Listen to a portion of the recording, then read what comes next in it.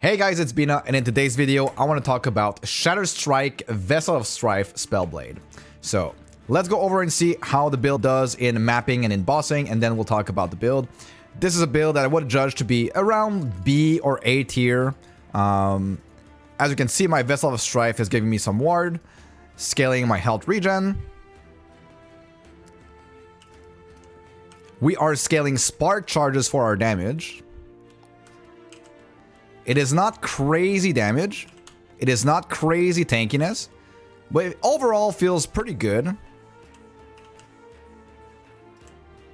And yeah, it's a little different build to play, right? So if you want to experience the Spellblade, this is the setup I would recommend. We're going to talk about different options afterwards. So most of my damage is coming from my spark charges, which scale off of intelligence. They get 2 flat damage per intelligence, and that was the bossing damage at 400 and something corruption. So not crazy. Tankiness is quite good. Damage is okay. We are scaling our damage from Fragment of the Enigma spark charges. So this gives us +2 lightning damage for spark charges per int. Spark charge is a spell, and it's a lightning damage spell. It's actually an element that you apply on the monster, and then it explodes after 1 second. So you can stack many of those. You get 11, you can get up to 12% chance to apply it with Fragment of the Enigma. You can get on your helmet a chance to apply a spark charge on melee hit. You can get some on your idols. So I'm going for chance to apply a spark charge on melee hit as much as possible. You can get it on your skills as well. So I have some. I use Mana Strike to gain my mana back. So Spark Charge is also procced off of this. Chance to Spark Charge chance 100%.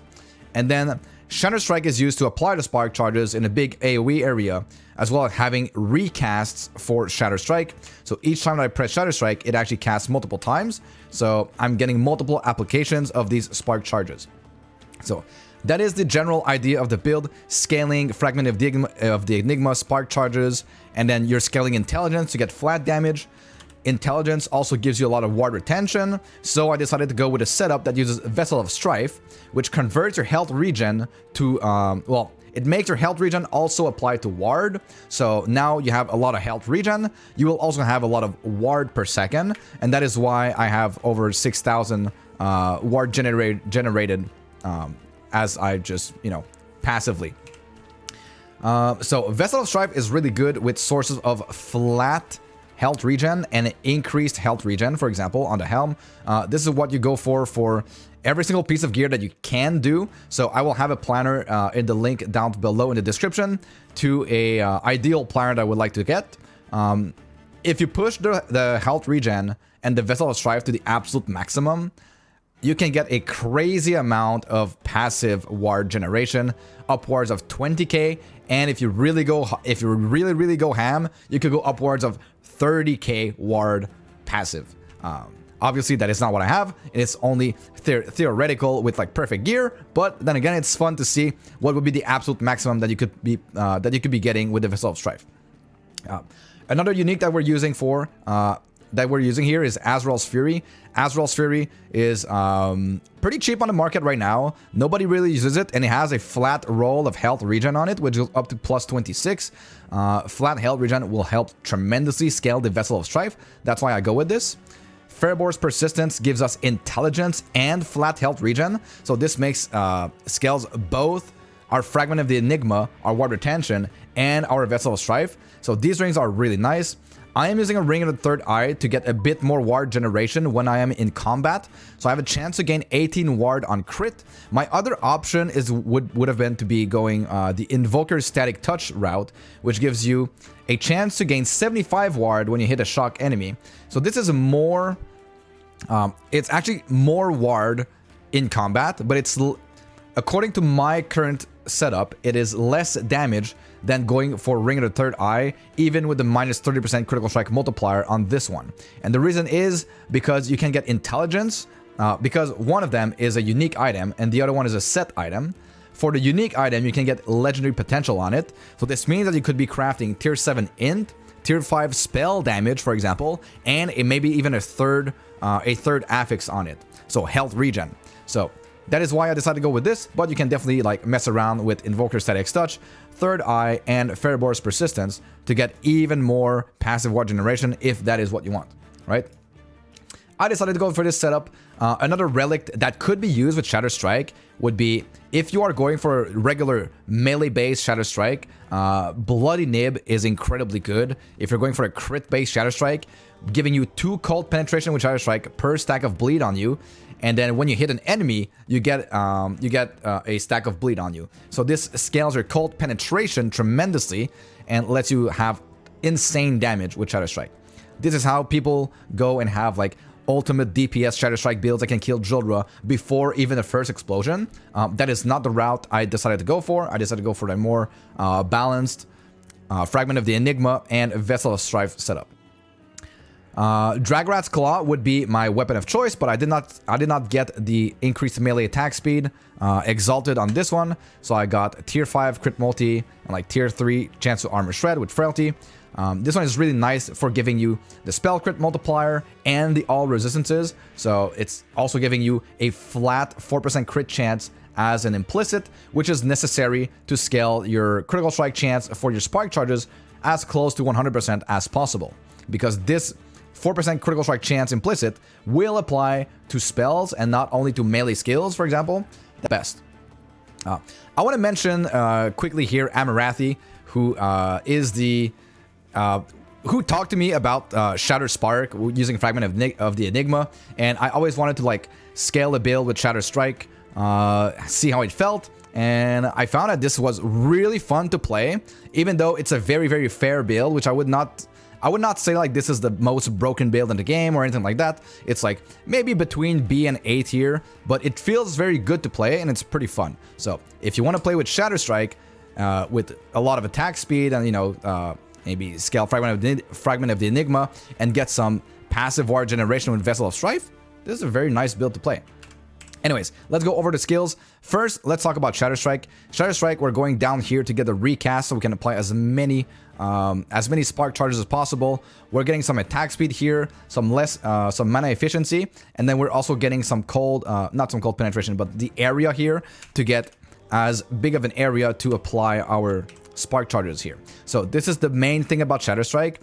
Mana Strike is how we gain our mana back. So because Shatter Strike costs a lot of mana, Mana Strike is really, really good at gaining mana back when you hit enemies. So you go for all of the mana nodes here to the right, mana gain, mana on crit. You gain some base crit chance, but you get more mana when you crit, right? With this node here, mana here as well. And then the last one we go for is going to be Spark Charge chance, so that even when we're getting mana, we are also applying Spark Charges. Next, we have Enchant Weapon. Enchant Weapon is kind of low priority here, but we still get 50% melee attack speed with this. I went for the lazy setup, going for a lot of active duration, no mana cost, so it costs 0 mana, and then automatically recast. So as soon as it goes off cooldown, it automatically recasts, so you basically never have to think about it. If you want to play optimally, you can remove this one and manually cast it, but I decided to go for this just for quality of life. It cleanses our elements. You get chill, shock, and then you get the zap to enemies to apply elements a little bit more. So any hits that you will do will be able to apply a spark charge because of the 11% chance to apply a spark charge on a hit, which is not the same as a melee hit. Another big thing about Fragment of the Enigma is that you get more damage for spark charges applied by melee attacks. So this is the one role that you want to get the highest on your Fragment of the Enigma, to be able to have as high DPS as possible, because you're applying spark charges mainly with Shatter Strike and Mana Strike, which are both melee attacks, right? Now let's go into Flame Rush. Flame Rush is our movement ability. You could be using any movement ability here. I decided to go with Flame Rush because we are using Vessel of Strife. I am grabbing the Blessing for Grand Rhythm of the Tide, which gives me health regen and increased health regen and flat health regen. This is actually insane blessing right now if you're going for a vessel setup or even for just a health regen build. This is incredible value for what it's providing you. So I decided to go with this because that blessing can also roll Lightning Shred, which is what you would be able to go to if you did not go for a Vessel of Strife setup. But I decided to go with Flame Rush to apply Fire Shred stacks, which are converted to Lightning Shred stacks with this node here. You're also getting some buffs here, less damage taken while you are moving, you get Frenzy Duration on exit, you get a Burst of Ward, a bit more damage reduction, right, and mana efficiency. So just basic things for Flame Rush. And then our last ability is a basic Flame Ward setup. We go for the extra charge, as much less damage taken as possible, and then the duration and our extra points into ward per second. So that pretty much covers the skills and the gearing. We're going for Peak of the Mountain. Since we're basically a ward-based build and we have some health regen as well, we don't need to really leech, so we don't care about leeching from critical strikes, but we want to have a huge amount of increased crit to cap our critical strike chance with spark charges. That's why we go Peak of the Mountain. Your stats priority is going to be intelligence pretty much everywhere on your gear. This is your main priority, except the boots. Obviously, movement speed is the best affix in the entire game, in my opinion, and should be prioritized on the boots always over anything else. I would always go for tier 7 movement speed on my pair of boots. But that is still preference, and that is what I think is optimal, right? If you don't have a Dragorat's Claw, use a regular Rune Dagger for the implicit as well to get a critical strike chance implicit. But mainly what you want to go for your idols here as well is increased crit, spark charge on melee hit. The prefix for this one doesn't really matter, but the area for elemental area skill will apply to your spark charges, right? To your Shatter Strike, and then your Shatter Strike will hit in an even greater area. So that's gonna be pretty good. Fixing our resistances here. The other idols are the same as the top one here. So essentially, spell damage, critical strike multiplier. So this build does not have a lot of increased damage. So the difference between increased spell damage and increased critical strike multiplier, there's a fine balance that you want to reach to have the optimal setup for damage. So even if like, for example, if amulets are super hard to find for you with increased critical strike multiplier tier 7, but you have a really good one with tier 7 increased spell damage, then that one is very, very good for the build, even though it might not be the best stat in some situation. The build lacks increased damage. So increased damage is very, very strong on this build. So yeah, health regen on the suffixes, intelligence, spell damage, critical strike multiplier, critical strike chance. You might want to get one roll of a spell critical strike chance, either on your catalyst or your relic or your amulet, to be able to cap your crit at 100% with spark charges, which is not super easy to do. For our blessing, I went for critical strike multiplier here. You could also go, if you want, for critical strike chance on your blessing if you don't have any roll of critical strike chance on your gear, for example, and that would be very valid because that would help you reach the cap of 100% easier.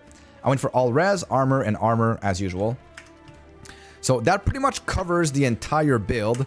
In terms of passive, we went for intelligence everywhere that we could in the passive tree, ward retention, cast speed, and attack speed. Mainly the attack speed here because you are a melee build, so you are going for as much attack speed as possible while scaling your spell damage, right?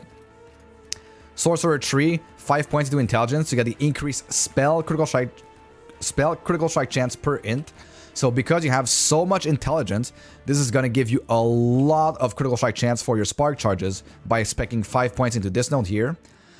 In the Rune Master tree, you go for intelligence as well, intelligence here as well, and less bonus damage taken from crits. That is why I decided to go with an implicit of reduced bonus damage taken from crits here to ease up my critical strike, critical strike chance avoidance, or like less bonus damage taken from crits, right? You need to mitigate crits on every single build.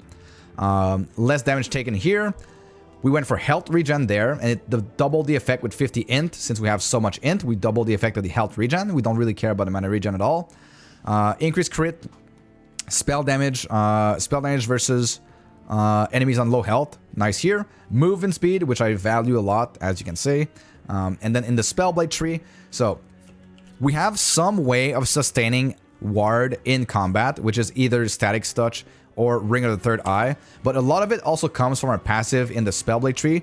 So you get a ward gain when you use an elemental melee attack and hit at least one enemy.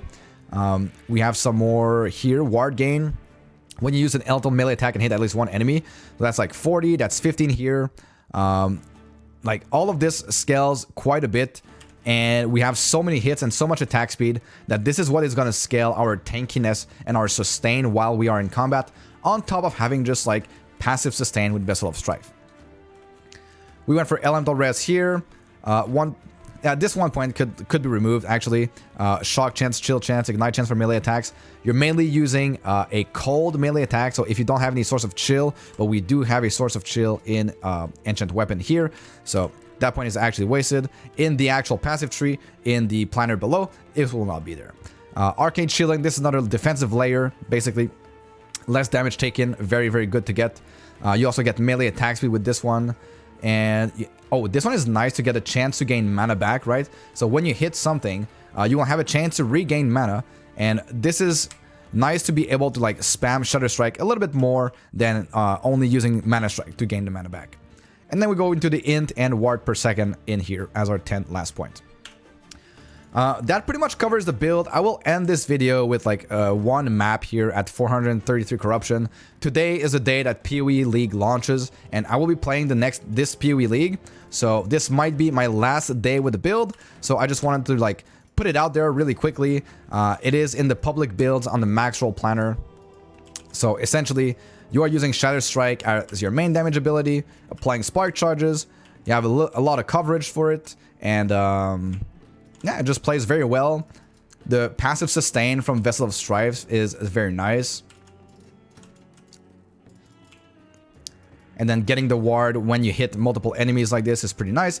We are very often above 10k ward. My gear is pretty good. If you want to take a look at my build, at the current gear that I have, exactly the exact rolls, you can do so by using the import function in the LE planner on max roll and putting my in-game name over there. But overall, I had a lot of fun with this build. It is a very, very fair build. But if you want to play a Spellblade, well, this is one of the better ways to play it. Anyways, that pretty much covers it, guys. I hope you liked this video, and I'll see you guys all in the PoE League, or I am not going away from Last Epoch forever. I will be back. Last Epoch is my main game, and I will be covering this game for a long time to come. Hopefully so. All right. Have fun, guys, and I'll see you guys all in the next one. Bye-bye.